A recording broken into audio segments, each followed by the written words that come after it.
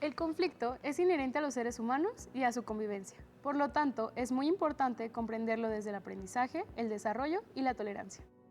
Hoy, en Voces por la Igualdad, pondremos sobre la mesa estos conceptos y cómo se convierten en piezas clave para nuestra vida personal, profesional y educativa. Promover y fomentar un diálogo positivo es el primer paso para construir una sociedad más pacífica, justa y colaborativa. Acompáñanos.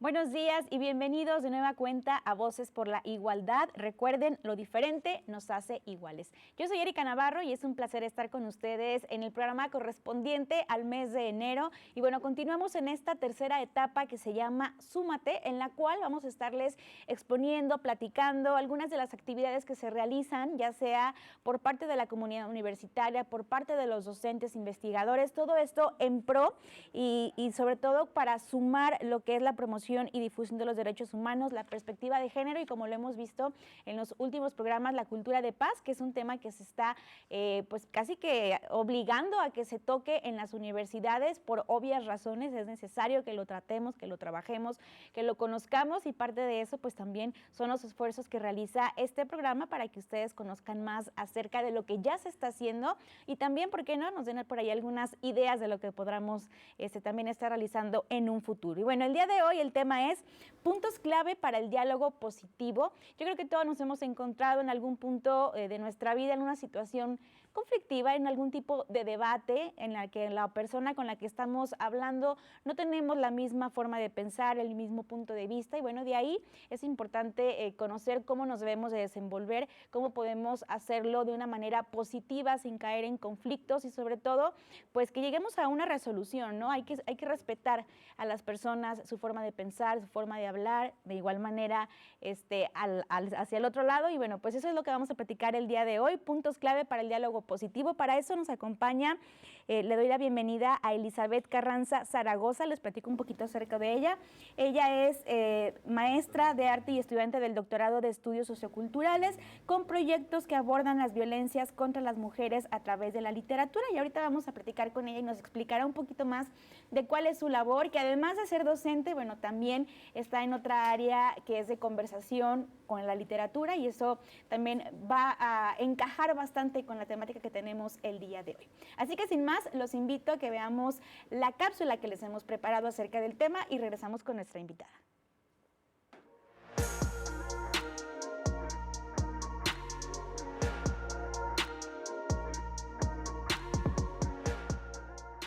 El diálogo implica mucho más que un simple intercambio de ideas.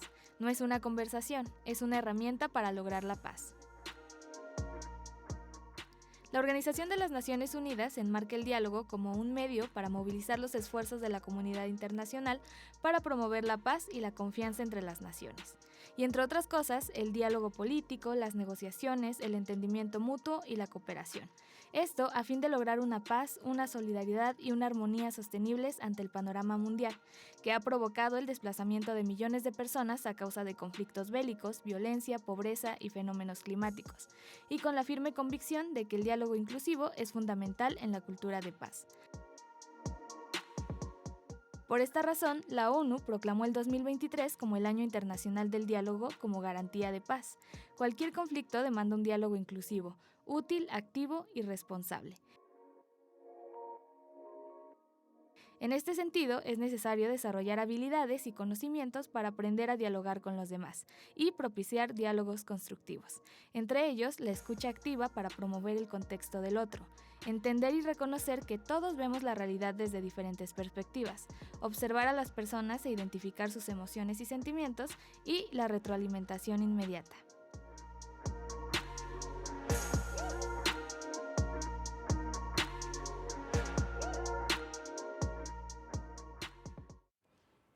Bueno, pues ahí tienen un poco más de contexto a lo que refiere el tema del día de hoy para que ustedes, bueno, también tengan ya el previo y entiendan esta conversación que vamos a tener el día de hoy con Elizabeth, que le quiero dar ahora sí la bienvenida. Muchísimas gracias por acompañarnos aquí en Voces por la Igualdad. Muchas gracias, Erika, y a quienes me invitaron, estoy muy contenta de acompañarles. Gracias. La verdad es que esta media hora vas a ver que se nos pasa, pero si volando siempre nos quedamos por ahí con algunas preguntas en el tintero, ¿no? Importantes. Así que, ¿qué te parece si arrancamos pues de lleno con el tema del día de hoy? Les recuerdo puntos claves para el diálogo positivo. Y me gustaría primero preguntarte, desde tu experiencia, que ya hablamos acerca de que eres docente, pero también eres mediadora. Ahorita nos explicas un poquito también de ese término que justo le estaba preguntando antes de entrar al aire.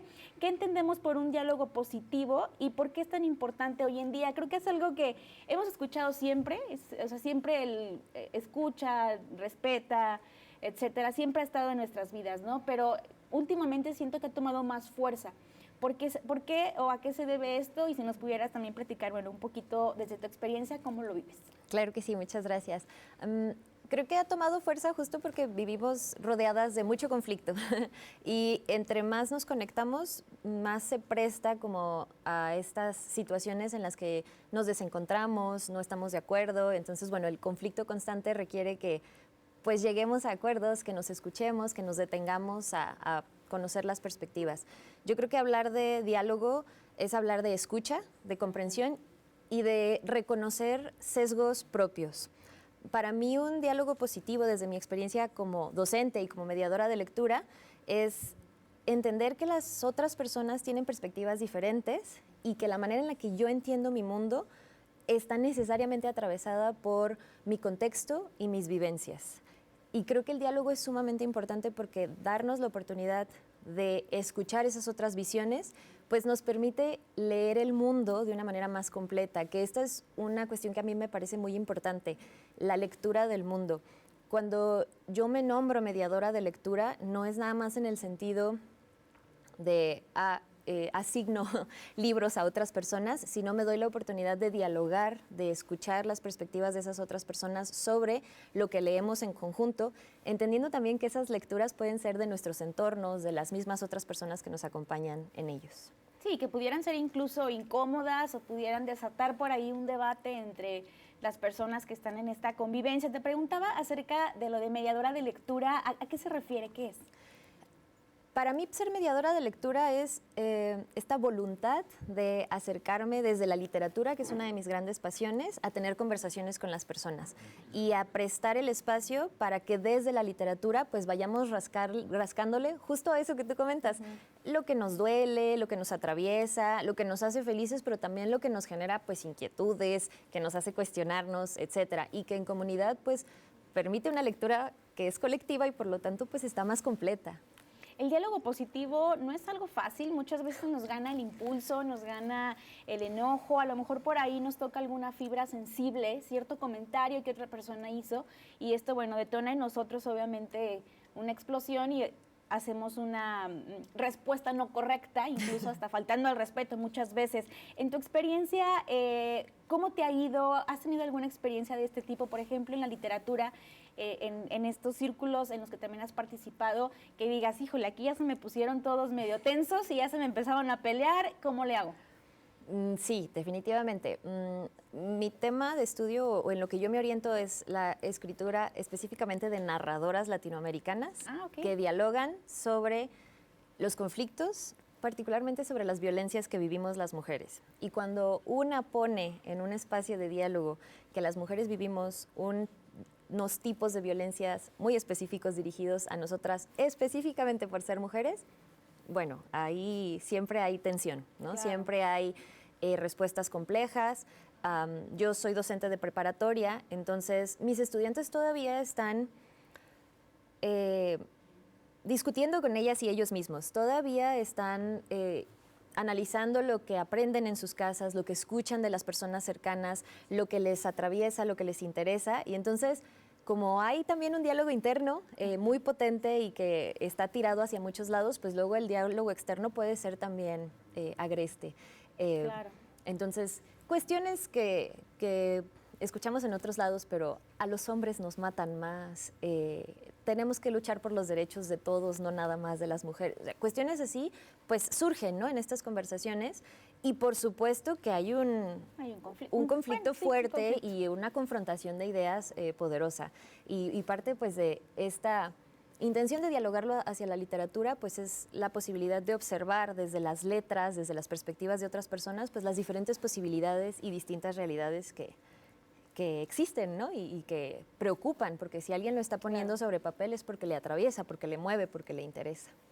Qué padre y qué interesante que aborden estas temáticas en una mesa de diálogo de literatura, justamente. Y fíjate, algo también que se me viene ahorita a la cabeza, al ser un libro, tú estás leyendo algo que otra persona escribió, pero esa persona no está ahí, presente. Me imagino que debe ser un poquito más fácil de digerir, tal vez, da más tiempo, no hay esta confrontación a lo mejor inmediata con la persona de, oye, es que a mí no me parece esto, sino que lo lees y hay como más tiempo de decir, ok, bueno, voy a intentar entender por qué está diciendo esto.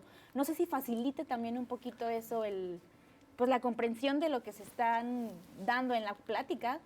Creo que en ambos escenarios, perdón, te interrumpí, creo que en ambos escenarios hay oportunidad como de diálogo y aprendizaje. Cuando quien escribió la obra no está presente, pues surgen un montón de dudas, de inquietudes, bueno, claro. se plantean como cuestiones de ¿y qué podría haber tenido esta persona en la cabeza? ¿Qué podría haber vivido? ¿Cuáles son las cosas que a lo mejor la tiraron a querer dialogar sobre el tema? Pero también he tenido oportunidad, yo como participante en espacios de lectura, de dialogar con quienes escribieron los textos, y yo como docente o mediadora de acercar a las escritoras con mis estudiantes. Y ahí la conversación también tiene un giro muy interesante, porque es de, oye, yo interpreté esto de tu obra, ¿estabas por ahí? Sí, ¿No por ahí estabas o por no? ahí? Ajá. Esto me mueve muchísimo, ¿de dónde viene? O esta parte me generó incomodidad, ¿no? La incomodidad es algo que en mi experiencia nos mueve mucho. Es como de, esto me hizo sentir sumamente incómodo, ¿qué más hay ahí? Y creo que sí tener a la persona que le dio vida a esa obra también genera otras conversaciones que son muy interesantes. Claro, en ambas partes debe de haber una retroalimentación, tanto presencial como no, pero la presencial pues obviamente influye a que la conversación incluso pues sea cada vez más y más. En otro tema, bueno, en esta misma temática más bien, pero en otro, dejando de lado un poquito esta última pregunta, ¿cuáles dirías que son los puntos claves para lograr un diálogo positivo cuando hay desacuerdos o conflictos? Justamente en tu experiencia, cuando has tenido ya ese tipo de situaciones con tus estudiantes, por ejemplo, de bachillerato, ¿qué es lo que te ha funcionado para lograr que este diálogo no caiga en un conflicto? Híjole, va a parecer generalización, pero no lo es. Yo creo que el punto clave es la escucha. Cuando hablamos de diálogo, como que pensamos inmediatamente en la parte de expresar nuestras opiniones, pero también es sumamente importante saber escuchar y hacerlo para entender la perspectiva de las otras personas y no nada más para debatirles o contestarles o convencerles, que luego es como una intención que nos jala mucho como personas, ¿no? El convencer, el colonizar el pensamiento de la otra persona. Exacto. Para mí la escucha es como el punto clave, desde ahí inicia la situación. Escuchar, que es bien importante, y respetar, por supuesto, lo que están escuchando y no tener una reacción impulsiva. Vamos rápidamente a una pausa. Claro, regresamos, sí. si te parece, Elizabeth, para más aquí en Voces por la Igualdad.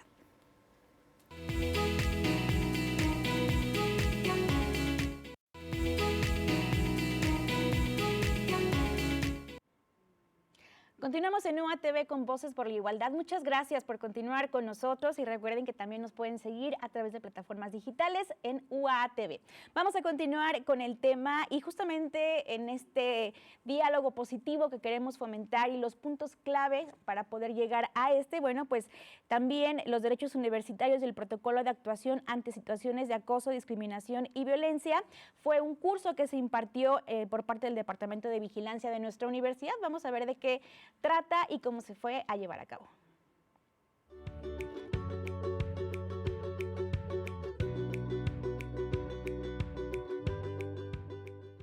Bueno, es muy importante que sepan que dentro de las capacitaciones que regularmente lleva nuestro personal administrativo, bueno, pues en este caso acompañamos a nuestros compañeros del área de vigilancia.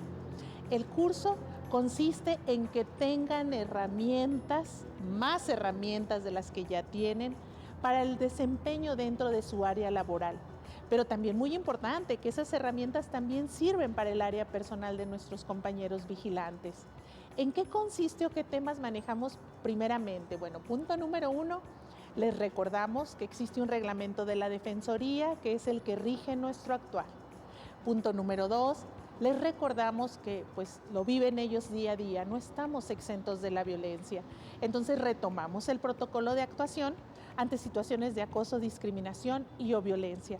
Y muy importante, de los vínculos que tenemos externos está la Comisión Estatal de Derechos Humanos del Estado de Aguascalientes y ahí manejamos o manejan ellos temas que han venido solicitando nuestros mismos compañeros vigilantes.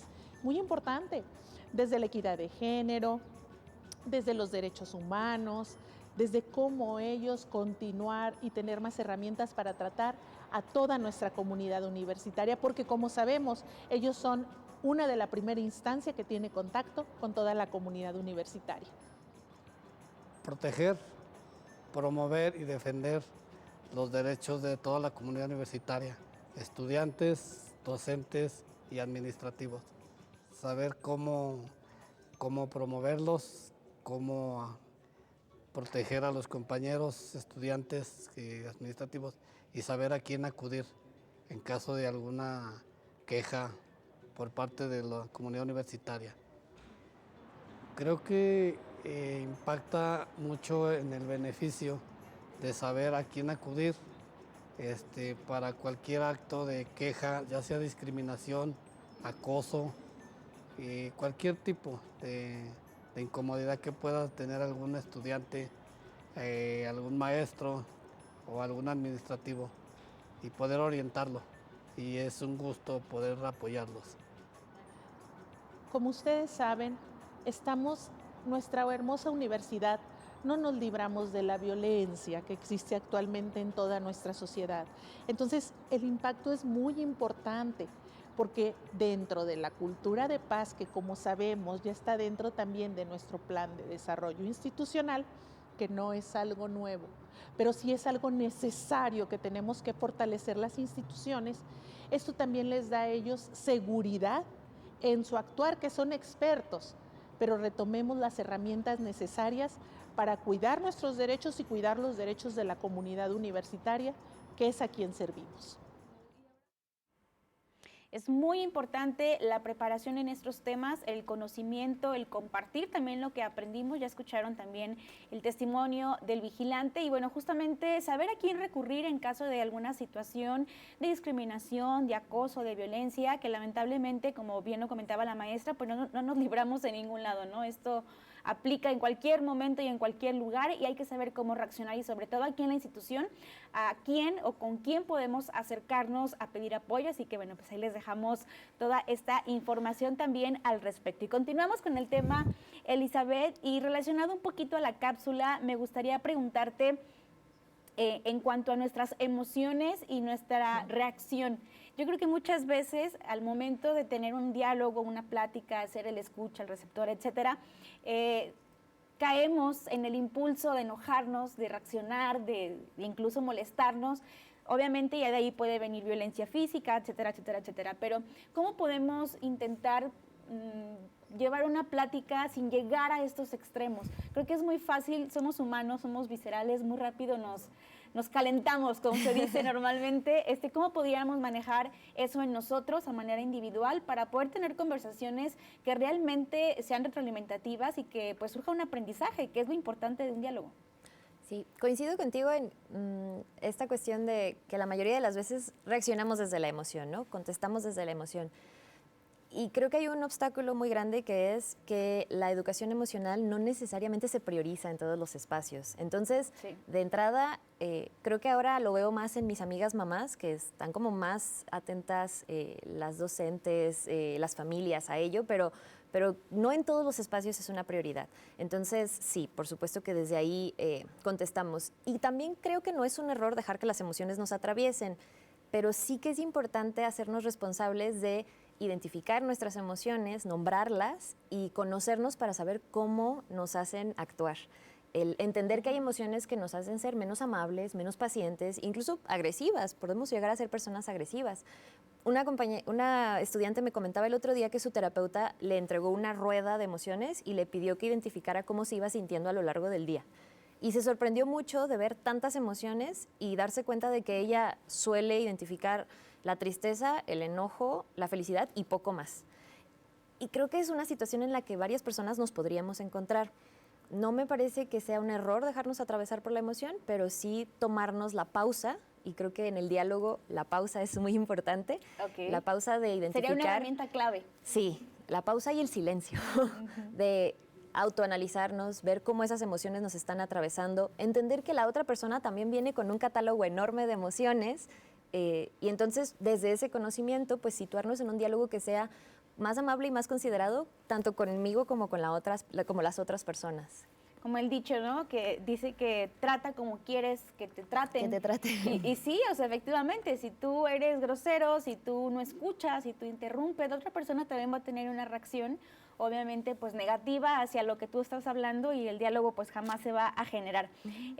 Para concentrarnos un poquito en tu experiencia, desde el aula, ¿cómo enseñas a los jóvenes, en este caso de preparatoria, a dialogar de manera respetuosa cuando tienen diferentes opiniones? Además de que es una etapa de la vida pues un poquito más compleja porque todas se están conociendo, todas están descubriendo quiénes son y obviamente hay un autoconocimiento también emocional. Claro. Cuando inicio un proceso, ya sea de mediación o de docencia con algún grupo, lo primero que hago es establecer acuerdos de convivencia con todas y todos. Y lo primero que siempre les pido es que el espacio en el que estamos sea uno de respeto. Y puede parecer muy sencillo y muy obvio, pero el establecer el respeto como la regla primordial del aula sí ayuda a sentar las bases para una convivencia armoniosa. Otra cosa que me gusta hacer es hablarles de mí. Decirles que además de ser docente, soy estudiante, que fuera del aula tengo otras responsabilidades, otros afectos, que como ellas y ellos también me siento triste, me siento enojada, me siento agobiada y todo el panorama de posibilidades, que los voy a decir cuando eso suceda para que sepan que emocionalmente soy más frágil y necesito que me tengan paciencia. Más entendimiento. En mi experiencia, el compartir con los estudiantes que una es falible y que también necesita ser tratada con ternura, me ha ayudado para que ellas y ellos me ayuden en la búsqueda de esa ternura, aunque nuestras opiniones se desencuentren en muchos momentos. Creo que expresar como yo también puedo llegar a esos momentos en los que voy a reaccionar desde la emoción, en los que no voy a ser tan amable como quisiera, y esta es chamba de todas las personas que estamos aquí, como buscar esa ternura, esa amabilidad, esa comprensión hacia las otras personas. Generas empatía, al fin y al cabo, o sea, te pones al nivel de decir, somos iguales, yo también me enojo, yo también lloro, yo también bla, bla, bla, bla, y ahí creas una empatía en la que ellos ya, digamos que le bajan un poquito a lo mejor a la emoción que pudieran traer por ahí más alterada y te escuchan, Sí. que es lo importante. En el caso de tu otro trabajo como mediadora de literatura, ¿qué estrategias te han funcionado para transformar un conflicto en una oportunidad de aprendizaje? A lo mejor ya una vez que se generó el conflicto, no estamos hablando de la prevención, sino ya está el conflicto entre las personas que están presentes. ¿Qué haces para lograr que esto baje y obviamente que al final sea algo de aprendizaje para todos? A mí me gusta pensar y pensarlo como en la comunidad con la que me encuentro, en el diálogo o en el intercambio de ideas, justo como una posibilidad de enriquecernos y de conocer más. Y me gusta nombrarlo como desde las pedagogías críticas o desde la mediación lectora, como la oportunidad de leer el mundo desde las miradas de las otras personas, en lugar de considerar el diálogo como un proceso en el que alguien gana y alguien pierde. Y lo que me gusta poner sobre la mesa es que entiendo que renunciar a la idea de convencer a alguien puede ser difícil, principalmente cuando el tema nos apasiona o nos atraviesa de una manera en particular. Pero eso, también recordar que hay un poder muy grande en el silencio, en detenernos a escuchar desde dónde nos está hablando la otra persona. Siempre voy a poner un límite en expresiones violentas, en discursos de odio, en agresiones, por supuesto, pero sí nos invito como grupo a que nos tomemos el tiempo, la pausa, el silencio, para entender desde dónde nos están hablando las otras personas. ¿Por qué nos están hablando desde ahí? ¿Por qué les atraviesa diferente que a nosotras? Y para llegar a eso hay que tener un conocimiento de nuestras emociones y hasta cierto punto un control que, como bien lo dices hace rato, no es malo atravesar por ellas, vivirlas. De hecho, es necesario experimentarlas, vivirlas también para sanar incluso. Pero sí, nos conocemos, obviamente vamos a evitar muchos conflictos al controlar nuestras emociones. Por último, nos quedan unos minutitos. Si nos pudieras regalar una pequeña conclusión sobre estos puntos clave para un diálogo positivo con tu experiencia, a lo mejor algunos 3 que nos puedas decir, estos los pueden aplicar en casa y desde ahí podemos arrancar. Voy a retomar algo que me dice mi terapeuta y que me parece muy valioso. Ella dice, tiene una manera muy bella de recordarme que no todo está en mis manos. Y me suele decir, Eli, tienes que dejar que la vida te atraviese. Y creo que desde aquí se pueden desprender puntos importantes para el diálogo positivo. Entender que tenemos visiones diferentes. Sí. Reconocer cómo nos hacen sentir las conversaciones. También declarar si queremos o no formar parte de una conversación, porque también es válido decir no estoy preparada. Pero si queremos formar parte de esa conversación, entonces estar dispuestas a escuchar, a aprovechar los silencios para cuestionarnos y ser personas autocríticas y a conducirnos con generosidad. Mi abuela decía que hablando se entiende la gente, pero también escuchándose, leyéndose y aprovechando esas pausas para ver desde dónde nos estamos comunicando. Yo creo que la oportunidad de tener diálogos positivos nos permite justo eso, una lectura del mundo que es más rica, es colectiva y en mi perspectiva puede llegar a ser más amorosa. Muchísimo más, y qué bonitos consejos, la verdad, los que nos acabas de regalar. Ojalá en casa también todos los puedan aplicar y compartir con sus seres queridos. Muchísimas gracias, Elizabeth, por habernos acompañado en este programa de Voces por la Igualdad. También muchas gracias a todos ustedes por haber estado con nosotros, y yo por lo pronto me despido, pero nos vemos en la próxima Voces por la Igualdad.